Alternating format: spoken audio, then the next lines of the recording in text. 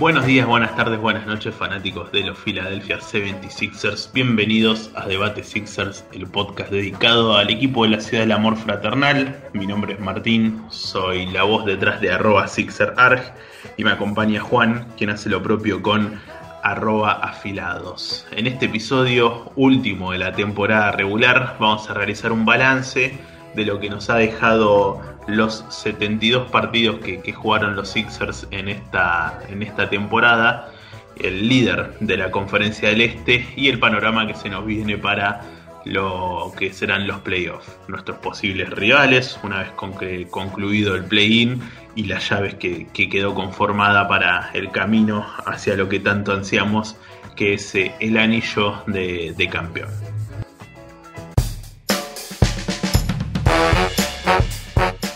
Última semana de temporada regular, semana larga en este caso porque no estamos grabando de viernes a viernes como lo hicimos cotidianamente desde diciembre del 2020, sino que en esta edición estamos haciéndolo en un comienzo de semana, un día lunes, día después de lo que fue la última presentación o la última jornada en realidad para todos los equipos de la NBA.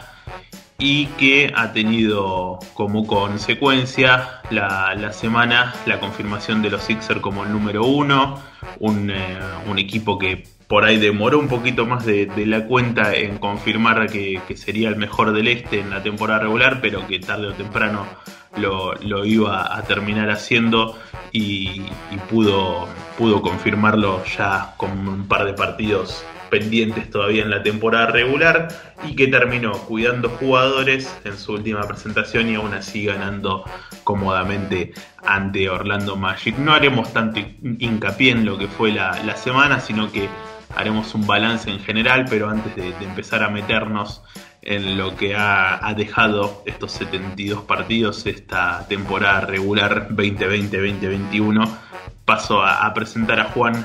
Juan, ¿cómo estás? Muy buenas tardes. Buenas tardes, Martín, un saludo como siempre a todos los que nos escuchan en un día atípico para grabar Debate Sixers, pero bueno, con la satisfacción de la misión cumplida de haber logrado el primer puesto en la temporada regular, que además nos permite tener un camino relativamente allanado hacia la final de conferencia, ya hablaremos más adelante, donde los rivales que se enfrentaron entre sí terminaron ayudando a los Sixers más que los propios Sixers en ese partido que perdimos contra Miami, donde podríamos haberle dado un lindo empujoncito para que caigan a donde queríamos que caigan. Pero bueno, la verdad que más que satisfecho, vamos a hacer un balance más que completo de lo que fue la temporada. Contento por cómo el equipo terminó jugando y dándole descanso a sus jugadores, que lo más importante que tiene que cuidar Philadelphia en este momento es su físico. Así que sin más, empecemos. Vamos a arrancar un equipo que no llegó a las 50 victorias, que tanto fueron foco ahí de debate en las redes sociales, que bueno, fue el 1 del Este aún así sin llegar a las 50 victorias, o sea que en la Conferencia del Este no hay equipo que haya superado los 50 triunfos, lo cual habla de la paridad que tuvo la temporada, pero aún así los Sixers afianzándose en el liderazgo de la conferencia. Un dato que ahora se me fue de la cabeza, pero que vos habías contado en el episodio anterior, de la cantidad de días que había, de días o de semanas que había sido el número uno en la conferencia de los Philadelphia, dando como resumen o explicando un poco por qué fue el mejor de esta temporada regular el equipo dirigido por Doc Rivers. Terminamos con 49 victorias, 23 derrotas, dentro de, creo yo, de las posibilidades que habíamos proyectado, que teníamos en mente todos, más o menos ese rango de victorias, más allá de la curiosidad o el chiste o lo que queramos decir de no llegar a los 50 triunfos. Creo que todos creíamos que podíamos andar uno más, uno menos, pero por ese número. Sí, a mí me sorprendió que nos quedáramos con el 1, porque me parece, ayer encontré una hoja donde en aquel momento había armado para aquel episodio de predicciones, donde yo nos había puesto en el tercer lugar, detrás de Brooklyn y Milwaukee. Es cierto que la temporada ha tenido muchos vaivenes, sobre todo en los Nets, que muchos partidos no han jugado completos. Bucks creo que sí ha tenido gran parte de su plantilla a disposición, y aún así terminaron en el tercer lugar. Pero bueno, creo que los tres mejores, como eran en la previa de la conferencia, son los que terminaron siendo Sixers, Nets y Bucks, más allá del orden final. Creo que en eso le pegamos todos a que iban a ser los tres mejores de esta temporada regular en el este, y lo terminaron concretando. Si vemos en lo que tiene que ver la clasificación de playoffs, por ahí alguna sorpresa. Supongo yo que muy pocos deberían tener a los Knicks tan arriba.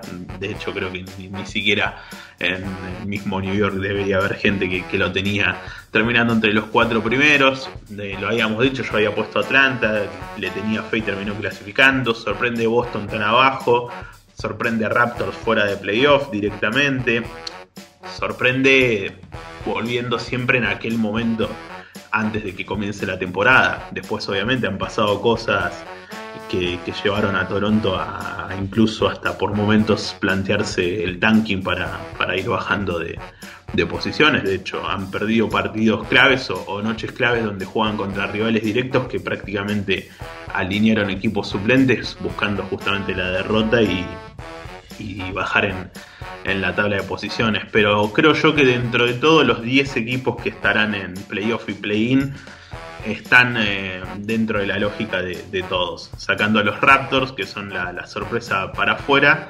Después creo que no ha habido mayores sorpresas en lo que tiene que ver con esta clasificación a la postemporada. Así es, Martín. La verdad que volviendo a ese episodio original, yo también había puesto a los Sixers entre el puesto 1 y puesto 3, un poquitito osado con esa ambición de llegar al primer puesto, siempre y cuando, bueno, teníamos que ver cómo iba a funcionar Brooklyn. Un Brooklyn que en ese entonces no tenía James Harden. La ilusión nuestra era ver cómo estaban los Sixers para enfrentarse a Kyrie y a Durant, que volvía de una lesión bastante prolongada. La realidad es que todavía esta temporada no vimos a Filadelfia contra Brooklyn con ambos equipos armados completamente y con todos los titulares. Por algún motivo u otro, cada vez que nos enfrentamos a ellos, no pudimos ver lo que sería una previa picante de un partido de playoff. Cierto es que Toronto decepcionó bastante, lo veíamos disminuido al perder a dos jugadores internos muy importantes como Marc Gasol y como Ibaka, pero no pensamos que iban a estar afuera absolutamente de todo. Creo que hubo un quiebre luego del cierre de mercado de traspasos cuando se quedaron a Lowry y no lo pudieron ubicar, y ahí decidieron definitivamente descartar esta temporada y dedicarse a otra cosa. New York y Atlanta es todo mérito tuyo, porque vos realmente pensabas que iban a estar peleando en playoff, o al menos llegar a un puesto interesante en la serie regular para dar batalla en playoff, y lo consiguieron. Un equipo que tiene jugadores jóvenes muy interesantes, más allá de Trae Young. John Collins a mí me encanta, parece que no va a seguir en Atlanta luego de esta temporada, pero bueno, va a ser un duelo más que parejo entre New York y Atlanta, y de ahí saldrá el rival del que gane entre Filadelfia y quien pueda meterse como el octavo del este. Por eso hablaba de lo favorable que terminó siendo el cuadro para lo de Filadelfia. Miami también estuvo un poquitito por debajo de lo esperado, pero en ningún momento lo ubicábamos entre los tres primeros, y eso que había llegado a la final de la NBA la temporada pasada. Milwaukee, un equipo muy duro, muy competitivo. Creo que Filadelfia con el 49-23 está bien, estoy conforme.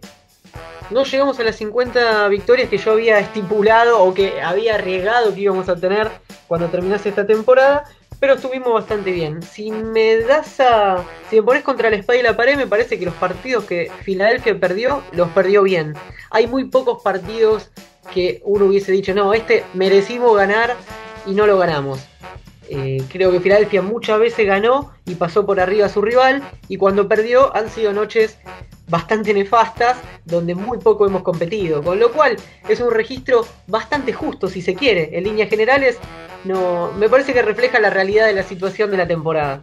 Tal vez la victoria 50 hubiese sido aquella que nos obligaron a presentar equipo con 7 jugadores activos y cambiando solamente a Mike Scott. Si ese partido se hubiera hecho una resolución lógica y se hubiese suspendido, por ahí hubiera sido otra la historia. Pero bueno, ya quedó en el recuerdo una temporada regular donde creo yo que se afianzó o se potenció la figura de Embiid como jugador más dominante de esta liga, un jugador mucho más de 2 metros, que hace lo que hace, que juega como juega, que cuando está prendido en defensa también es dominante en defensa, pero que en ataque sabes que no falla en casi ningún tiro de mid-range, no falla desde la línea de libres, los domina al defensor que tenga enfrente.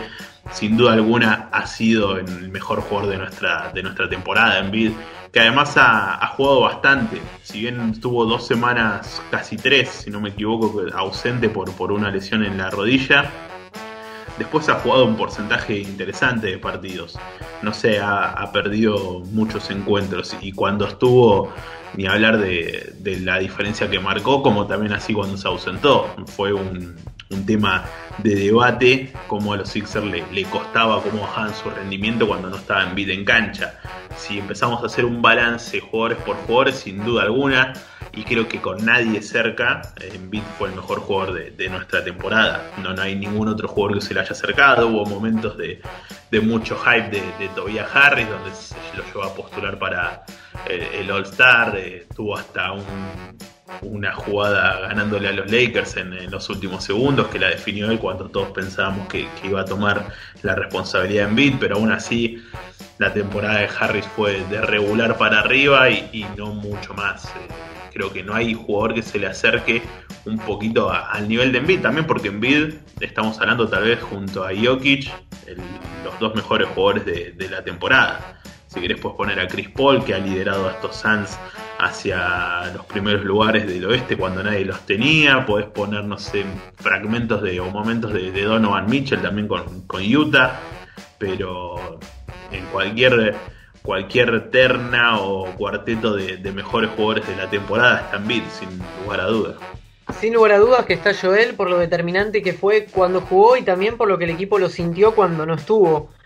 También tenemos que marcar puntos altísimos en defensa, más allá del propio Embiid, a lo que suelen hacer Simmons y Thybulle, que realmente se constituyeron en un núcleo fuerte defensivo y que si comparten cancha en momentos clave le van a dar al equipo muchas alegrías. Y también hay que hacer un especial hincapié en los rookies de Filadelfia, que esta temporada demostraron que son jugadores para la NBA. Y además creo que fue una bendición el puesto en que pudimos draftear a cada uno de ellos. Maxi en el 21, Isaiah Joe en el 49 y Paul Reed en el 58. Y no es habitual que los 3 jugadores, o que los rookies mejor dicho, cuando les toque entrar, lo hagan con tanta naturalidad, compartiendo cancha con veteranos o incluso cuando el equipo ya estaba medio desmantelado sobre el cierre y con partido liquidado. Todos ellos demostraron tener capacidades como para aportar al equipo no solo esta temporada, sino para las que vienen. Más allá de esta temporada, pensar que estos jugadores pueden llegar a tener algún valor de mercado en el futuro, si Philadelphia necesita, por una cuestión de flexibilidad de la plantilla, involucrar a alguno de ellos en un trade, estamos hablando de jugadores que tienen proyección a futuro, valen la pena, y vamos a poder eventualmente sacarles provecho, sea tanto en nuestro equipo o como pieza de canje. Lo de Paul Reed es fantástico, la emoción que le pone, y además cómo se metió en el corazón de la gente de Filadelfia por esa manera de jugar que él tiene, por lo explosivo. Lo de Joe, a mí Joe quizás es el más perfil bajo de los 3, quien tiene un perfil un poquitito más bajo, pero me encanta porque tiene todo lo que el equipo necesita, es un francotirador nato. Y lo de Maxi, bueno, las palabras sobran a estas alturas, realmente tiene algunas jugadas, tiene algunos movimientos que me hacen acordar a los mejores momentos de cierto jugador que usaba la camiseta número 3. Es demasiado pretencioso, lo sé, pero realmente me ilusiona. Y bueno, será cuestión ahora de ver quién de ellos va a tener algunos minutos, sobre todo en las rotaciones de playoff, que generalmente son más acotadas, pero no me cabe la menor duda que Maxi lo puede hacer. Y si me apuraste, digo que Reed puede estar por arriba de jugadores como Mike Scott, seguramente. Sí, párrafo aparte para los 3 novatos. Voy a decir algo que por ahí es un poco osado y pronto. Esto generalmente se puede hacer 5 o 6 años después de transcurrido los drafts, pero creo que ha sido de las mejores camadas de novato que ha incorporado los Sixers en los últimos tiempos. Si bien obviamente en un draft elegimos a Embiid, en otro elegimos a Simmons, pero me parece que acá son jugadores parejos, son jugadores que ya aportan desde su primer año. Paul Reed arrancó como un two-way y lo hizo tan bien en la G-League, de donde fue el MVP, que se ganó un contrato de NBA. Maxi le tocó transitar por lo que pasan todos los novatos de tener mucho cartel, a prácticamente no entrar en la rotación, y aún así cuando le dan minutos descolla porque tiene carácter, porque tiene personalidad, porque tiene un dominio corporal creo que único en la liga, como balancea su cuerpo aún estando en el aire para penetrar en las zonas de muchos jugadores y mucho contacto. Además, algo que hay que agregar de Maxi es que Maxi arrancó la temporada sin un cartel o sin tener un registro de buen tirador, y la verdad que ha mostrado cosas interesantes desde el tiro. Sin ir más lejos, en el último partido contra el Magic termina con 2 de 4 en triples, si no me equivoco, casi con el 50% de efectividad, lo cual le hace pensar que hoy son buenos, pero tienen un techo alto para desarrollarse, y si no tienen apuro ellos y Filadelfia no los mete en algún movimiento, por ahí los podamos disfrutar nosotros, y en todo caso con el potencial podamos disfrutar de algún buen traspaso para seguir mejorando el equipo. Sin duda alguna son un punto destacado los 3 novatos en esta temporada, como así también el trabajo defensivo, como bien dijiste vos, de Simmons y Thybulle. Por momentos yo tengo la creencia que en muchos tramos de partidos de playoff,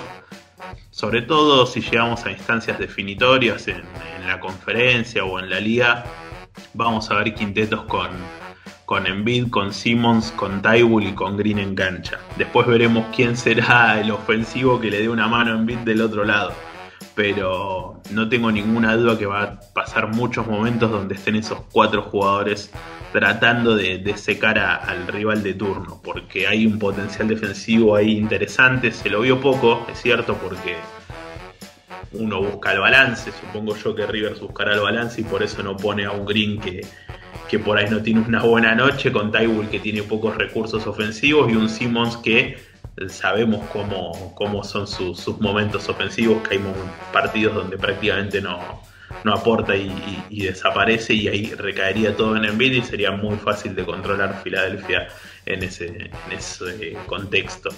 Pero repito, no me extrañaría, y no creo que sea una locura que por varios momentos en etapas definitorias, en ciertos partidos, veamos un quinteto con esos 4 protagonistas. Sí, para volver y quizás cerrar con el tema de los rookies, decirte que seguramente en un par de años, cuando se vuelva a hacer el draft en base a la carrera que han tenido o ha tenido toda esta camada, creo que van a estar elegidos mucho más arriba de lo que fueron. Incluso esta temporada hay jugadores que tienen mucho renombre y mucho cartel, como la Melo Ball, Anthony Edwards, incluso Harry Burton de Sacramento, que tuvo una muy buena temporada, Saddiq Bey, Quickley de los Knicks, pero ¿cuántos mejores que Maxi? ¿Alguno de ellos ha tenido un rendimiento superlativo, ha demostrado cualidades superiores a Maxi? Yo, la verdad, sí, por ahí puedo decir Edwards en algún punto, la Melo Ball, pero no mucho más. Maxi para mí está ahí dentro del elite de esta camada. Y un tema muy importante, y no hay que pasarlo por alto, creo que de los últimos 3 años, este es el que Filadelfia mejor llega a playoff en cuanto a salud. No solo por el terminar primer puesto del este, sino porque pudimos recuperar sobre el cierre de la temporada a Korkmaz, a Thybulle lo estamos descansando para que llegue bien. El quinteto titular pudo descansar el último partido. Vamos a tener casi que una semanita mientras se resuelve el play-in para recuperar físicamente a todos los jugadores. Embiid en algún momento no estuvo en vilo, diría que en 2 momentos no estuvo en vilo esta temporada, con sendas hiperextensiones de rodilla. Sinceramente, sin Embiid este equipo no es un equipo malo, pero no tiene aspiraciones de título, y la verdad que parece que el destino este año está de nuestro lado. El primer puesto, el cuadro de playoff de la manera en que quedó conformada, un equipo sano, un entrenador que con ciertas a veces falencias, y me vas a decir, sí, es un tipo, ¿cómo le vas a decir que tiene falencia a Doc Rivers, campeón de la NBA, el coach que dirigió en el All-Star Game, del mejor equipo del este que casi llega a las 50 victorias en 72 partidos? Sí, para mí algunas rotaciones le ha pifiado, pero no es lo mismo tener sentado en el banco de suplentes a Doc Rivers que tener a Brett Brown, con el mayor de los respetos. Me parece que todos los planetas se están alineando para que los Sixers este año por fin tengan una muy buena campaña. Y no sé, espero que no nos pese, porque todas las miradas están puestas en Filadelfia. Más que nunca en los últimos años se habla de Embiid MVP. Más que nunca está la campaña de Simmons al jugador defensivo del año. Más que nunca el cuadro nos favorece. Entonces que este peso no se nos vuelva en contra y terminemos siendo el equipo al que le quieran dar un batacazo. Sí, además volvemos a ser el primero del este después de 20 años, que eso no es un dato no menor. La última vez que terminamos arriba en la conferencia en temporada regular fue el año que Iverson nos guió hacia una final de liga, y obviamente todas esas cuestiones estadísticas de coincidencias empiezan a pesar, y bueno, esperemos que no sea la presión no sobrepase a este grupo de jugadores que ahí creo yo que entrarán a jugar no solamente la jerarquía individual de nuestras dos estrellas, Embiid y Simmons, sino también los aportes de gente como Danny Green, que se cansó de ganar anillos, de Howard, que viene de conseguir uno, de Rivers, que lo ganó con Boston. Ahí es donde empieza a jugar la experiencia de los hombres que conocen de estas situaciones, para que el peso y la presión no sobrepase a los Sixers. Vos decías que tendremos casi una semana de descanso, es cierto, los playoffs recién estarán comenzando el fin de semana próximo. Antes se vienen los play-in, el día martes la primera ronda, por así decirlo, y ya el día jueves la definición. Ahí conoceremos nosotros nuestro rival recién, el día jueves, no el martes. El martes se va a saber quién es el perdedor del duelo entre el séptimo y el octavo, y el ganador entre el noveno y el décimo, que de ahí saldrá nuestro rival en la primera ronda de playoff. ¿Quiénes pueden ser? Celtics, Wizards, Pacers o Hornets. 4 rivales, una historia con un rival, con mucha historia, como es Boston. Unos Wizards que tienen a un Westbrook que también tiene mucha historia con los Sixers y con Embiid sobre todo. Ha habido partidos picantes en el historial del ex base de Oklahoma y Embiid. Los Pacers, que suelen tener en Sabonis a la reencarnación viva del padre cada vez que juega contra Filadelfia, porque si Sabonis jugara como juega contra los Sixers los 80 partidos de la temporada regular, sería MVP. Y Hornets, que creo yo que son como, no sé si la sorpresa, pero sí la cenicienta, por así decirlo, de este grupo de 4 posibles rivales, que creo yo, a mi parecer, el ideal o el que más me gustaría para tener una primera ronda tranquila sería los Hornets. Quiero descartar a Celtics, y después de entre Wizards y Pacers tampoco tengo tanto para elegir. Ojalá para mí Celtics se suma a la zona de lujo donde están los Nets, donde está Milwaukee y donde está Miami, que se maten entre ellos y déjennos a nosotros el camino algo más allanado. Si bien no son unos Celtics que meten miedo, unos Celtics que ya no tienen a Jaylen Brown, que tienen una dependencia de Tatum bastante alarmante y no han encontrado el mejor de rendimiento ni siquiera de Jason Tatum ni de la mayoría de sus jugadores satélites. No meten miedo, pero bueno, siempre hablábamos del peso que pueden llegar o la presión que pueden llegar a sufrir los jugadores de Filadelfia, y con Boston suele haber una cuestión también que tiene que ver con esto de las presiones, de lo que ha sido la última historia de la barrida en la burbuja y todo eso, que puede llegar a generar un clima raro si las cosas no salen bien desde movida. Así que yo elegiría descartar a Celtics y pensar en cualquiera de los otros 3, siendo el ideal Charlotte Hornets. No sé cómo lo ves vos. Si a mí me das a elegir, Martín, también, como dije creo que el episodio a la carta, en el último que tuvimos, quisiera que fuese contra Charlotte o Indiana. La realidad, lo que creo que va a suceder es que vamos a jugar contra Boston, porque veo muy bien a Washington últimamente y creo que le va a ganar el duelo a Boston. Washington se va a meter directo un mano a mano con Brooklyn y se van a sacar chispas igualmente. No será fácil para Brooklyn. Ya hemos visto en temporada regular que Washington le ha sacado partidos y se juegan duelos muy picantes. Además, quisiera evitar a un Bradley Beal y a un Westbrook que realmente está inspirado últimamente. En cuanto al mano a mano de Filadelfia con estos equipos, la temporada regular la terminamos 3-0 contra Boston, 3-0 contra Washington, 3-0 contra Charlotte y 2-1 contra Indiana en un partido de la semana pasada donde, bueno, los Sixers no estuvieron del todo bien. Más allá de eso, me parece que este formato termina en definitiva, obviamente está diseñado de este modo, ayudando a los equipos que terminaron 7 y 8, porque los que terminaron 9 y 10, inevitablemente para poder clasificar tienen que ganar 2 juegos, el primero el mano a mano entre ellos y el segundo con el perdedor del duelo entre séptimo y octavo.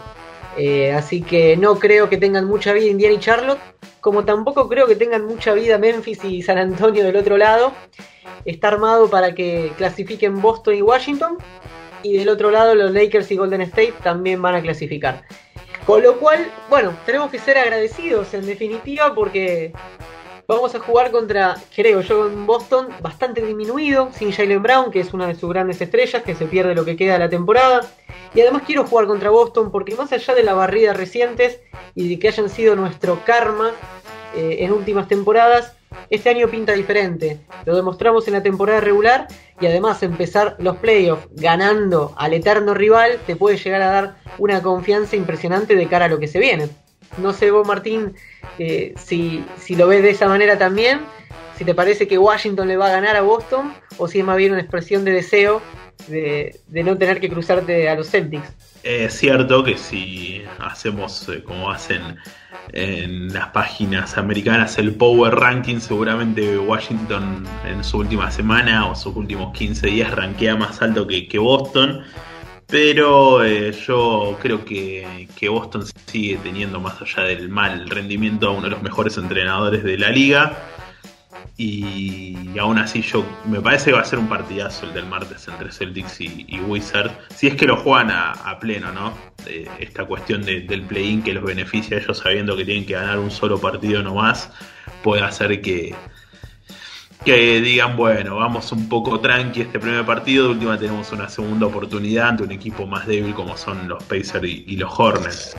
Si lo juegan a pleno va a ser un partidazo entre Boston y Washington ya para meternos de lleno en clima de playoff y va a ser difícil, obviamente. Yo creo que la expresión de deseo es que gane Boston, pero si vamos al análisis lógico hay muchas chances de que eso no suceda y que sea Washington el que se termine llevando el triunfo.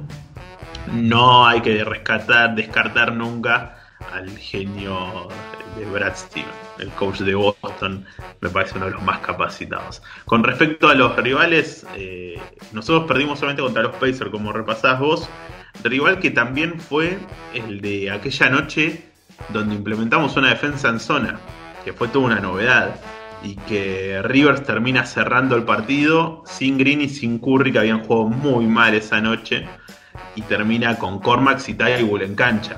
Cormax prendido fuego y Thybulle siendo clave en el trabajo defensivo.